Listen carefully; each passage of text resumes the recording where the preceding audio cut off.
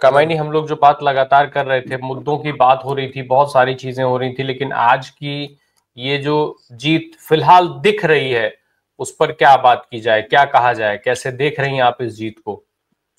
नहीं नहीं, मैं तो इसे कोई जीत नहीं मानती हूँ। देखिए, अगर आप मैनिपुलेट करें और आप एम्पायर से सेटिंग करें तो उसको जीत नहीं कही जाती है, और मुझे लगता है नहीं, उसी लेकिन स्पिरिट में कमाइनी, देखना फिर चाहिए। सवाल एनडीए के लोग तो ये करेंगे ना, यही बात कहेंगे कि भाई बार बार ये दावा कर रहा था महागठबंधन, तेजस्वी यादव, आरजेडी, सब लोग ये बात कह रहे थे कि हमने वोट चोरी रोकने का बहुत पुख्ता इंतजाम किया है। पवन खेड़ा का एक स्टेटमेंट सोशल मीडिया पर खूब वायरल हुआ, जिसमें लोगों ने कहा कि भाई पवन खेड़ा साफ कह रहे हैं कि वोट चोरी नहीं हुई है।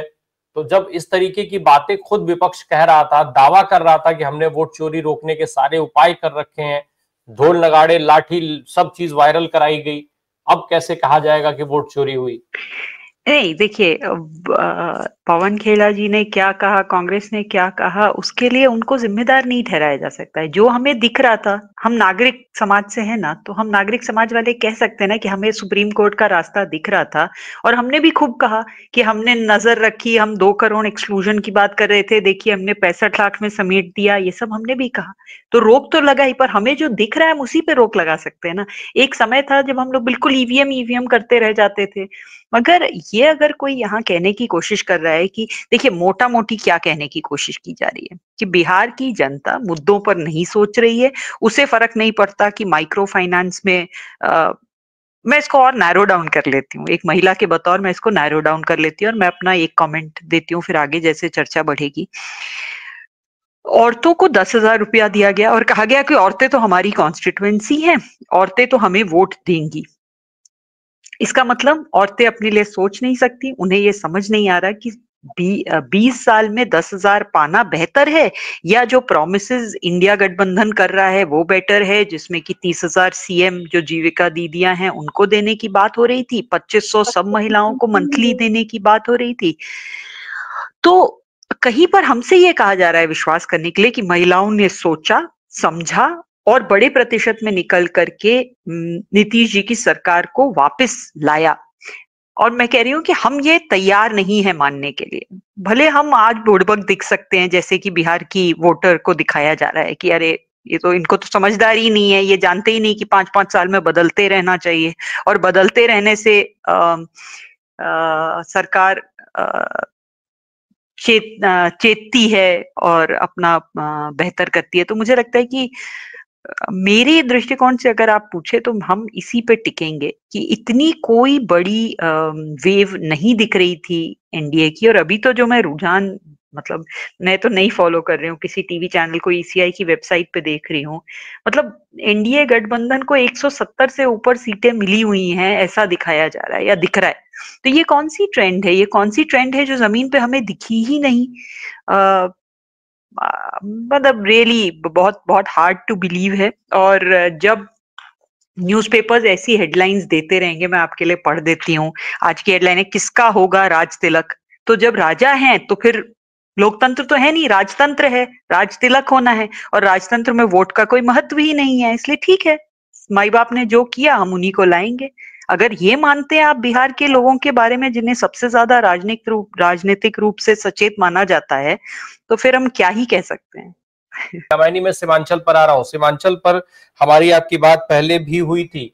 बेहद महत्वपूर्ण रोल ये माना जा रहा था कि निभाएगा सीमांचल, लेकिन एक बार फिर सीमांचल एनडीए के साथ खड़ा होता दिख रहा है। अब केवल वोट चोरी से ही, भाई पहले से ही तमाम विश्लेषक ये मान रहे थे कि कुछ वोट ऑफ परसेंटेज जो है वो चोरी हो सकता है, लेकिन क्या पूरा का पूरा वोट ही चुरा लिया गया? क्योंकि लैंडस्लाइड विक्ट्री में कुछ परसेंटेज का तो सवाल नहीं रह गया।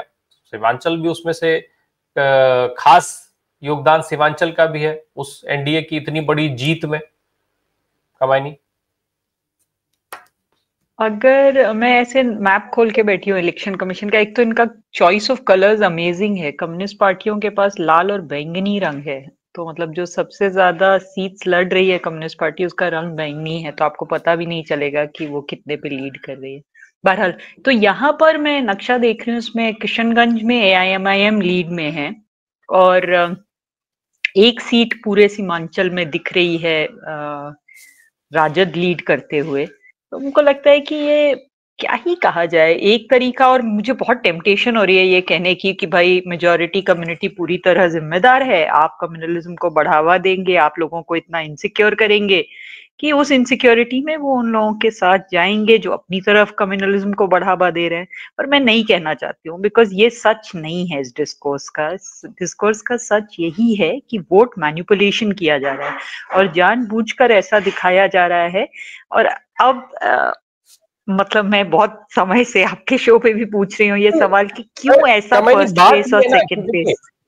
वोट चोरी होगी बिहार में, क्या इसमें कोई शंका किसी को भी थी? जब आप जमीन पर जा रहे थे, जब लोगों से मिल रहे थे, तो क्या लोग कोई भी ऐसा आपको मिला जिसने कहा हो कि वोट चोरी नहीं होगी बिहार में? इसका मतलब ये तो क्लियर था कि वोट चोरी होगी।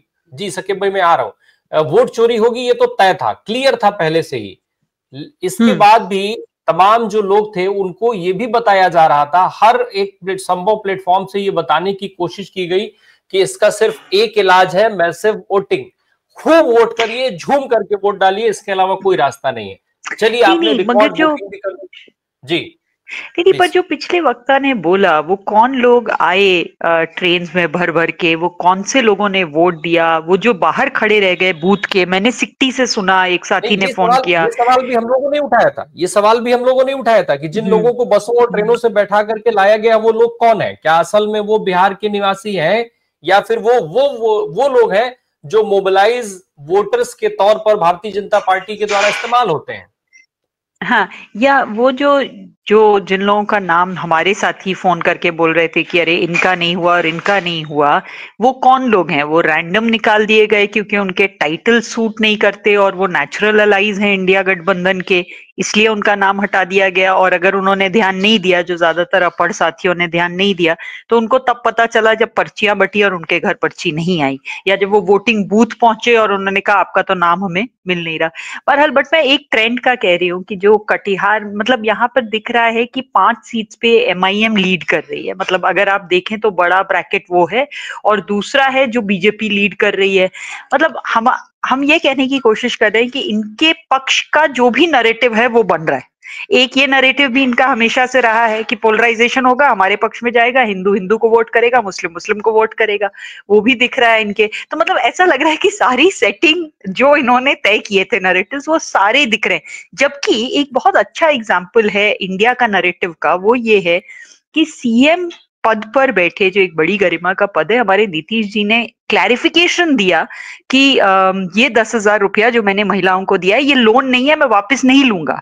तो एक तरफ तो काउंटर नैरेटिव इतना स्ट्रांग बिल्ड हो जाता है कि लोग उसके ऊपर इतने परेशान हो जाते हैं कि सीएम को आकर के मंच से जवाब देना पड़ता है।